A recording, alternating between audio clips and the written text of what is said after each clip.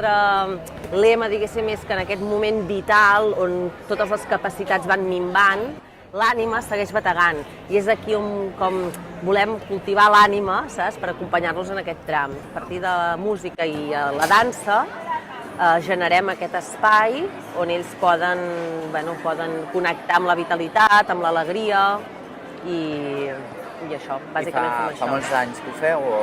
Des del 2013, vam començar el 2013, sí.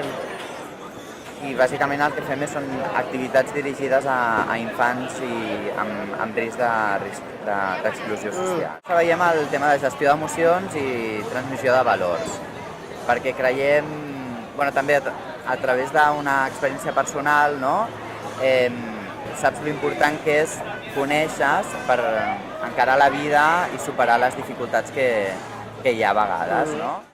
Rai, ens veiem ara, xerrem. Molt interessant, Maria. Merci. Gràcies.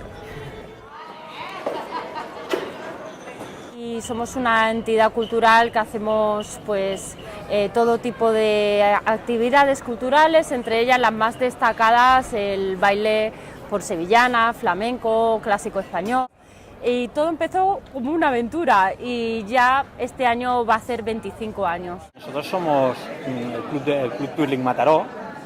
El twirling es un deporte que lo que hace es, sobre una base de gimnasia artística, de un ejercicio y una música, que puede haber también música flamenca, puedes elegir la música que va bien, ¿no? Lo que sí que nos diferencia de otros deportes es el bastón, ¿no? El bastón es este aparato que es el que utilizan. Y mientras están haciendo el ejercicio, pues hacen rodar el bastón, que por eso viene la palabra twirling, ¿no? Que sería rodar, ¿no? Y si hiciéramos un campeonato, porque tenemos previsto hacer un campeonato de España aquí en Mataró, sí. Entonces tenemos la opción de poder elegir algo como exhibición. Sí. ¿Os gustaría venir? Nosotros estamos abiertos siempre a colaborar y a aportar lo que nos gusta, que es el baile y poder colaborar. Bueno.